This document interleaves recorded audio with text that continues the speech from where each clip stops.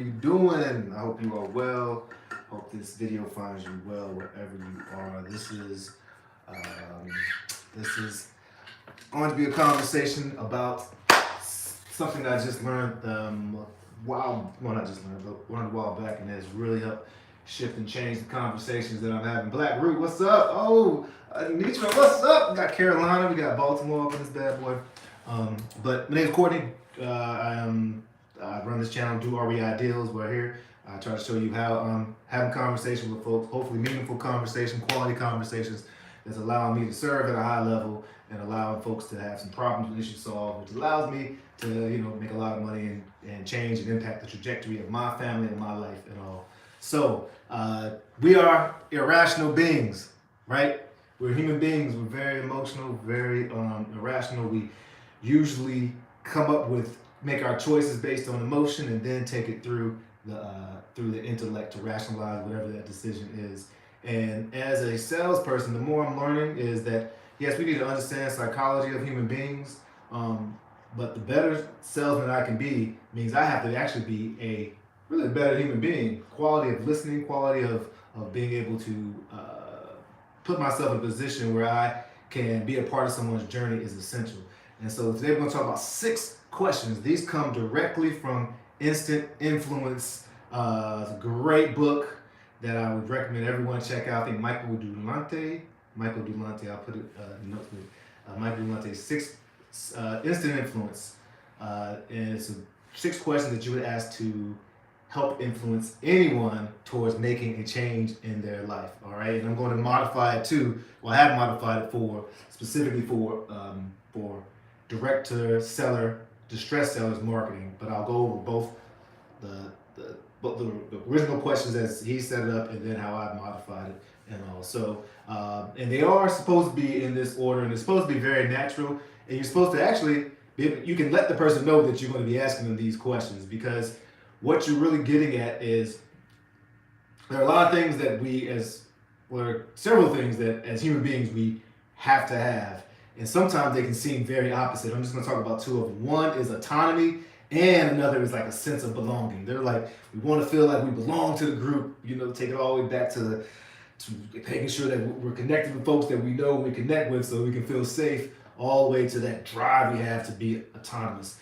Imagine when you walk into a car dealership or to a store, and what's the first thing someone may ask you? Hey, can I help you with anything? You're like, no, I'm just looking. Come on, what you doing in there for? You obviously you're looking for something, and you probably need some type of assistance. And we can feel that same way when we're talking to distressed sellers, knowing that we have solutions to their problem, but we can't come in and say, hey, you got this issue, let me go ahead and solve it for you. Got to leverage the autonomy and honor the autonomy people want to have.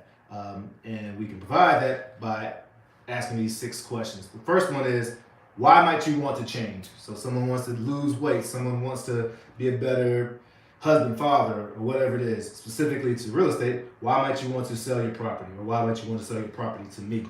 All right, that's the first question. Why might you want to change? Or why might you want to sell your property to me? 2, how ready are you to change? Or how ready are you to sell your property to me? And the most important part of that is on a scale of 1 to 10. 1 being not ready, 10 being I'm ready, let's go right now. Whatever response they give to you, you ask, okay, well, why didn't you choose a lower number? So most people are, inclined to ask, well, why not hire, or trying to convince people to sell. But no, you're helping them come up with the reasons that they may be wanting to have this desire met or solution solved. So why didn't you choose a lower number? You could have chose 2, 3, 4, 5 and all, and then listen. Big ears, you're listening the whole time. Now, if they do choose 1, then you may, you can ask, okay, well, what would it take to get you to 2? Or maybe just take a step back and ask for a lower commitment. Well, what would it make? How ready are you to ask the tenant to pay his bills or something like that? If there's if you're talking about the distressed seller and all, Then number 4 is, it's a great one, future pacing, helping frame and put our consciousness in the right order, in the right frame of mind. Imagine you did change. What would be the benefits for you? Or if you're talking to a seller, imagine you did sell your property. What would be the benefits for you? What are some of the positive outcomes for you? And you listen. Listen. Then step 5, which is my favorite step, that what separates us, in my opinion, from all the other animals is, what does that mean to you? We are meaning making people. That's our life having meaning. What the fuck is, excuse me, what's the point if we don't make meaning? So what does that mean to you? What does changing your diet or your habit mean to you? Again, I'm not telling them, hey, I can buy your house for cash, I can do all this stuff. I'm asking them, honoring their space, honoring what they want. So what does that mean to you?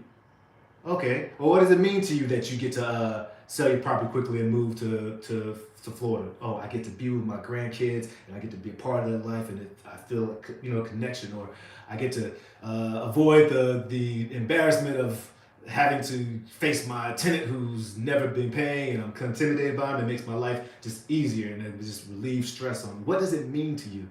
Ask them what it means to them, and then repeat back what you heard them say. Active listening. Okay, so it seems like you're ready to change at this point right here. If you did, this would happen right here, and it would mean this for you if I'm correct. Okay, so if we were able to reach this step this year, this or that, and this year, what's the next step? And that's number 6. What's the next step? Like, well, and really, now it's on them. Their onus to say, okay, the next step, I guess perhaps I'll write out that plan, or perhaps I'll take a step into the gym, or, well, I guess the next step is, write up something, and maybe we can, look at an agreement or a contract and all. But those are the 6 questions to ask anyone for instant influence. And this isn't some magic pill or some, like, I'm trying to, trick someone into doing something, because even though you're steering the boat, you have to be willing to go where they want to go towards that conclusion and all. And it's another thing that they say, don't spill all your candy in the lobby. It will prevent you from jumping out, hey, I can buy your property fast for cash and this or that, where that might not even be the pain point or the desire or the thing that makes meaning in their life. If you can make that connection, then you will go a long way. Like my friend says, you'll be 1 step away on a 9. But I tore it up. You're 1 step away. You're on step 9 in a 10-step plan, and you're way ahead of other people. I hope you got that, because I tore that quote up. But regardless, there it is. Yeah, what's up, champ? What's up? We here. All right, so now I'm gonna take a little bit of time. Let me make some calls and see what we get here, and I'll cut it off a little short so that this is digestible. If you want to check me out on Insta, I'm on Do REI Deals with Courtney. If you want to check me out on YouTube, I'm on Do REI Deals at YouTube channel, and follow along. I would love for you to subscribe. You can hit me up, Courtney at DoREIDeals.com or Calendly.com/Do REI Deals. If you want to schedule like a 30-minute conversation where we can sit down and see how we can be a part of each other's journey, and we rocking and rolling from there. All right, let's do just that. Deal with permits, maybe buyers, get it out, needs money, maybe insurance. All right, so there's a friend, the broker wants to get comp to Bond Street. Oh, I thought I emailed her. Oh, I comped the wrong property. Okay, I gotta change it up. All right, I'm calling probate leads right here. Let's see if I can incorporate any of those questions. You, you're really rude. No, what's the deal?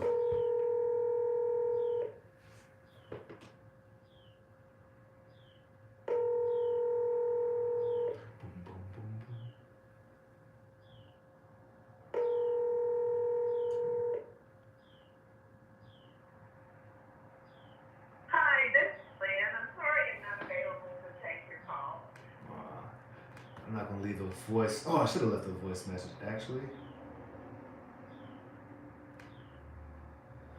But I'll move to the next. Let's move on. Joy. Doom, doom, doom, doom, doom, doom, doom, doom. That Ricky Dillard song's in my head.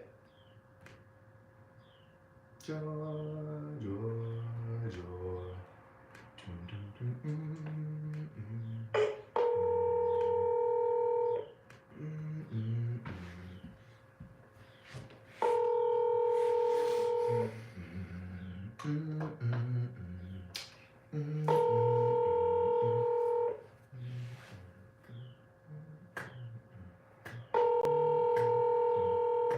Let me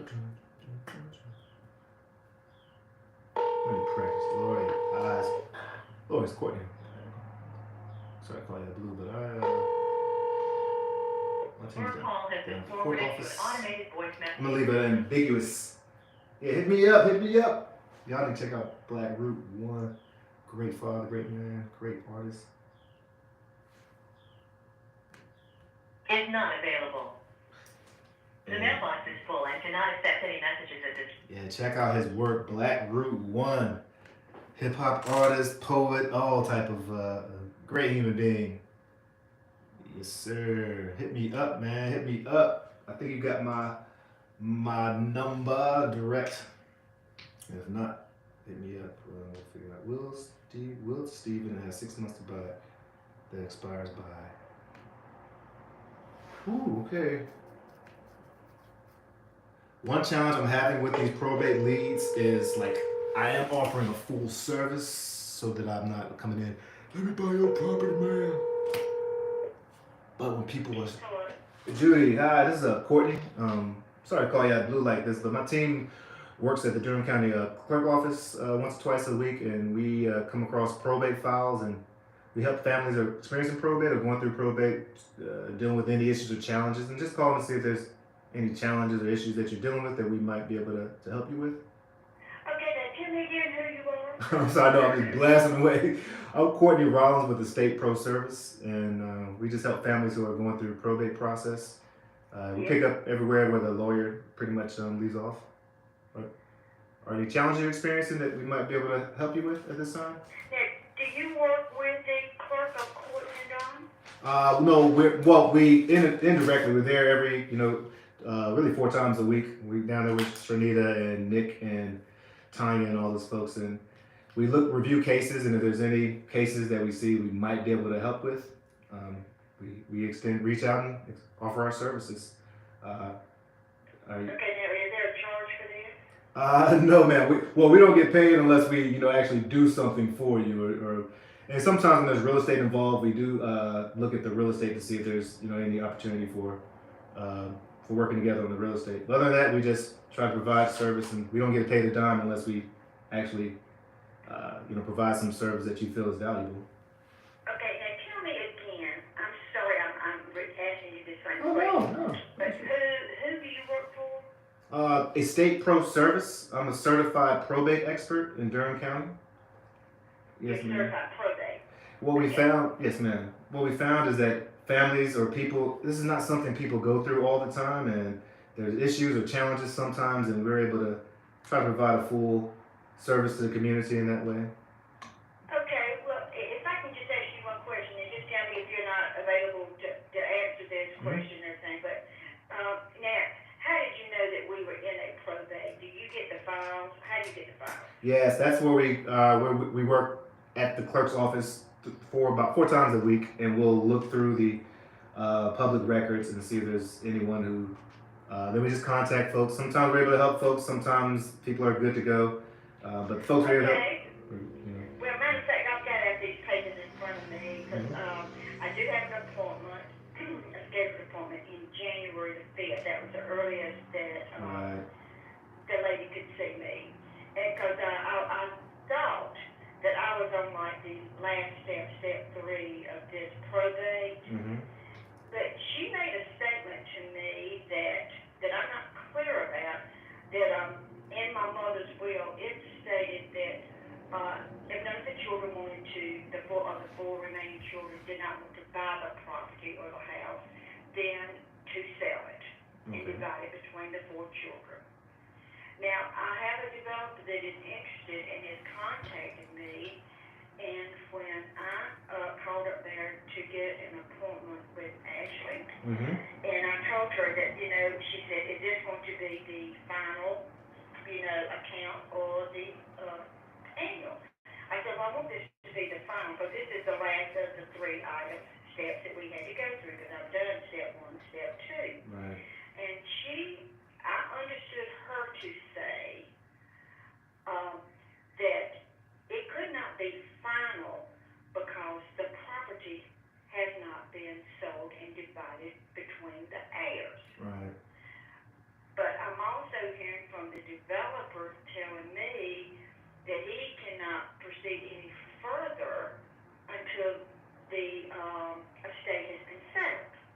Now, so there are two conflicting comments that have been made, but when I'm reading over this form, AOC E506, that Ashley had given me, and on the back page, it doesn't say, I mean, the way I read this, that it does not have to be, I mean, we can't go ahead and get in discussions. I mean, it seems like one's telling me you can't sell anything to the probate, your estate's closed out, and then the office clerk of courts is telling me you have to settle all this first before you can even talk and sell the property. Right. So now, which is correct? It sounds conflicting now. I do want to just advise that even though I'm not an attorney, I have seen this situation before. And now, has the property been deeded over yet to the heir yet? No, now Okay. it was just in her will. Just in the will, okay. So, yes. All right. So, from my understanding, and I'm going to follow up. I just took notes. I'm going to follow up on this. But from my understanding, if you're still the administrator, I think you have to honor the will, and I think you said you had about 6 months. And when does that expire for you to be able to, if the children aren't going to purchase it, the will indicates how long you have until you can actually sell it, I believe? No, it doesn't.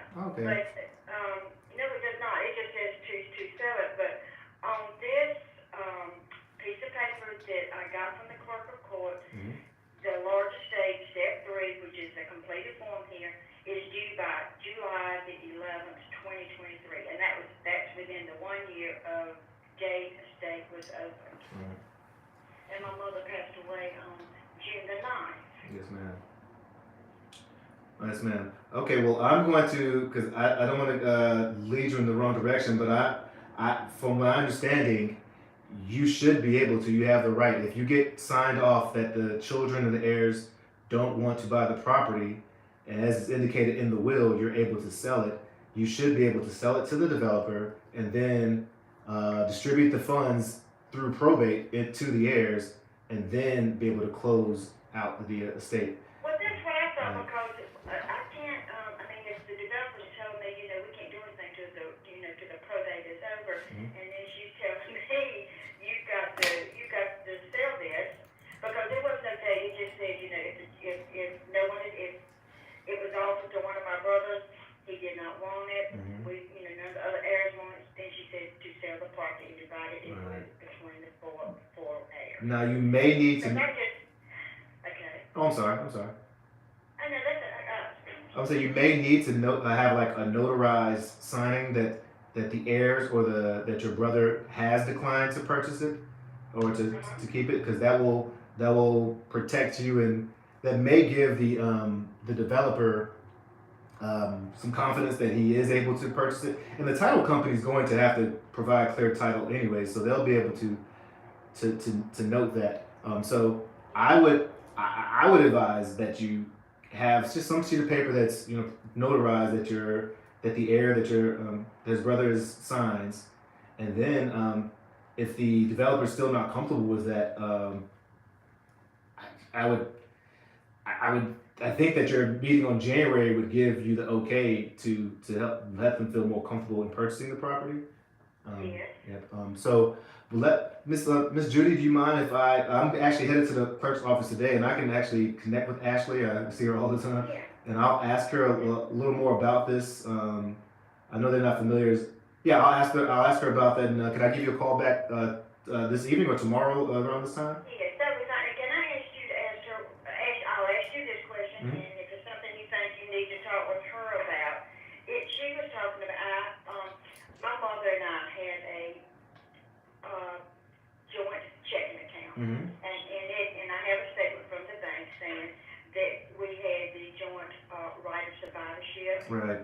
which meant that on the day when she passed away, whatever funds she had, because it's mine. I mean, Right. so to speak, mine. So my mother still had a mortgage on her house. Okay. So what I have done is all of her money, we just put in the account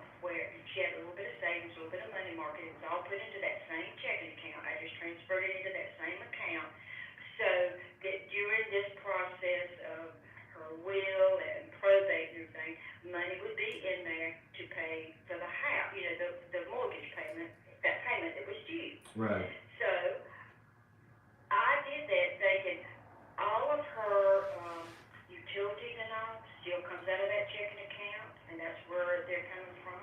And I thought, I don't want to set up another account to pay for all those things, because it's very hard to get that information transferred before the next payment's due the next month. Yes, ma'am. So when I told her, actually, she's talking about at the end of this thing, this is going to have to show that there's no money left of hers in there it's a zero amount because I'm using that money. And she asked me to keep all my bank statements and everything, and it shows where the mortgage comes out, and it shows all the utility bills that come out of that.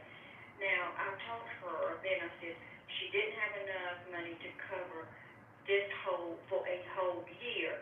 So my brothers and I have put money into her account. It was not a loan. Right. This was money that we received from her life insurance that was divided between the 4 children. Mm-hmm.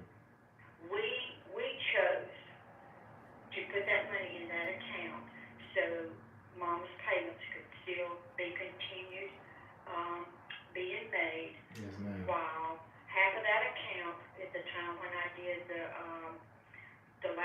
part 2 of this, actually I sat down with her and I said, what I've done is all this money that was in here, I divided it in half.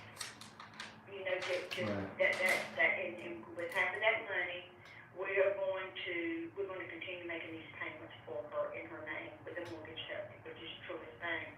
And she said, that's fine, because it is yours. It's rightfully all of yours. She said, well, that was a loan. I said, no, actually, that money that we put in there, that's not a loan.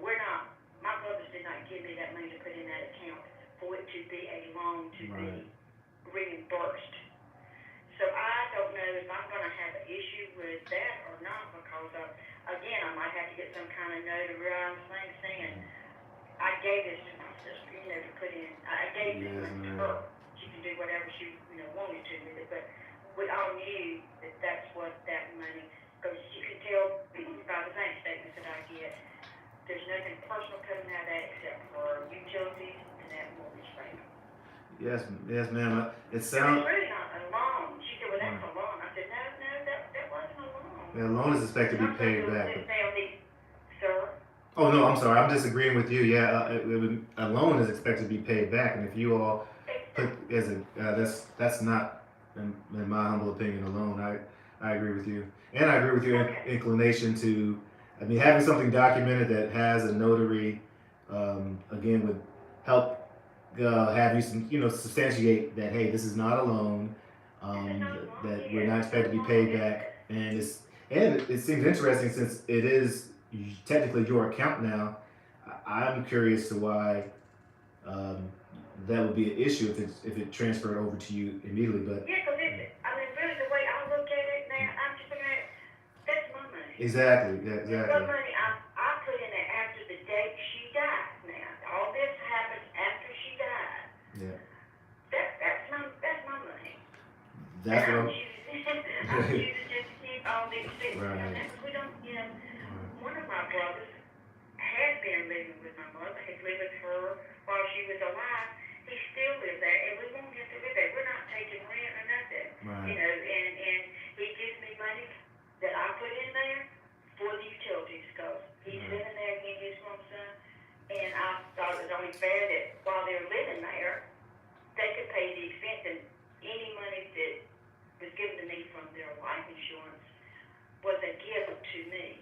Right. Oh, right. So we could, so I wouldn't have to be paying the mortgage the whole time we're trying to get this probate process done until we sell. Right. Because it never was intended for me to pay them back. It was not a loan. Right. They gave me that money so my mother's mortgage would be paid every month until we got her estate straightened out. Absolutely. Well, I definitely I'll definitely still check in on both of those issues, I appreciate that. and I'll give you a call back by this time tomorrow. I've got an appointment with Ashley on the 5th. That's the earliest you can fit, because I really wanted to do it in December, but she didn't have any time available. They're pretty backed there. Yeah, they're pretty backed up there. They work pretty hard. Oh yeah, and I know they do, but I thought I'm very confused about this form here by our last conversation about the probate time, and we had to sell it before we could close out the estate. Right. Because she's got a copy of the will, and I'm sure if you're going over there, and if you feel like you need to look at that to make sure that the writing is exactly like I told you, but I've got a copy of the will, and it just says he has first option. If he wants it, sell it to him. If he doesn't, then sell it and divide it between the heirs. Well, I promise I'll take a look at that today and give you a call back on both of those issues by tomorrow, and hopefully shine some more light on that. And well, thank you, because this has really got me upset. I'm not being able to sleep. My stomach hurts me all the time because I was surprised. I thought when I called her that, because I've got all the other. There's been no creditors that have. We've gone through that process, and I've got that we got the publisher's affidavit from the newspaper, and there is no notice of creditors. There's no one has done it. And I've got the funeral expenses, that's been paid, the zero balance there. And so I thought this was going to be pretty simple, that I was going to finalize this maybe by the end of this year. But, yes, ma'am. That's one reason we try to reach out to folks, because it's not a pleasant process at all, and we want to make sure we've seen that it's a need that's out there, and so I'm applaud you for being able to take this on, because it's a lot of responsibility on your shoulders. And it is. And one of my brothers is the co-executor with me, and he's been up there to all these meetings with, with the lady up at the courthouse. I mean, at the clerk of courts, and I mean, she's been very helpful, and she is very helpful. It's just I was just sort of taken back when I called to make that appointment to tell her that I wanted it to be the final day, and she said we couldn't until we sold the property. But yet the developer said he can't go much further, and I don't want to lose that opportunity with that developer. Right. If we could, I'd like to go ahead and get this. Well, there's two things I want to bring to mind. One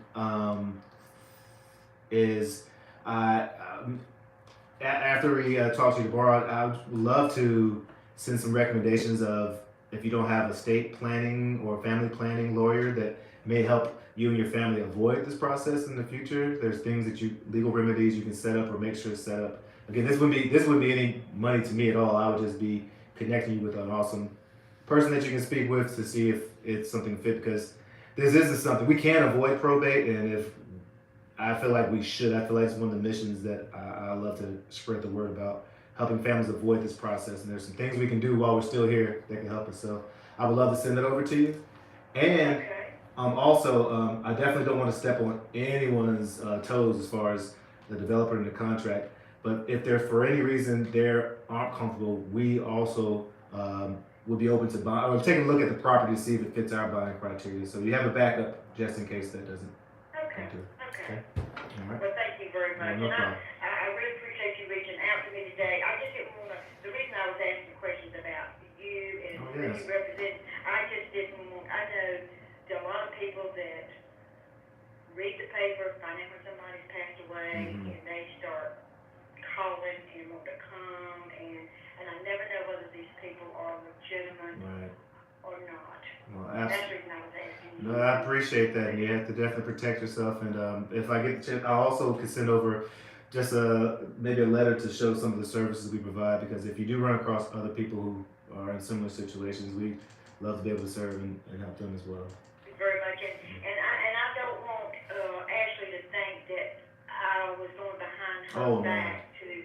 Okay, and because she's been very helpful, and I've been. Oh, absolutely. Oh, actually, no. This is exactly what I play. I asked them, hey, what are the issues? What are the challenges? Because I mean, this is the way we help. So for not specific for this case, but for just they know that why I'm there, so they see me as yes. Okay. All right. I just didn't want her to think I was calling her. No, man. Okay. All right. Well, you have a great day, and I look forward to hopefully finding some things out for you and talking to you tomorrow. Well, thank you. I appreciate that. No problem. I look forward to hearing from you. All right. Thank you. Bye-bye. Bye-bye. All right, so there's a lot of notes there. I like working in probate. It's like you get to help people in a genuine way. Looks like the property's already going to be locked up. If for whatever reason it doesn't, I'm pretty sure I'll have the opportunity to lock up the property. But regardless, put that energy out there. Serve, give. and it always comes back to you. Zig Ziglar, help. How to get what you want, help other people get what they want. So there are a lot of questions I'm going to get to find out and learn. And when I come across these issues again, I'll be in a better position to direct people in the right place.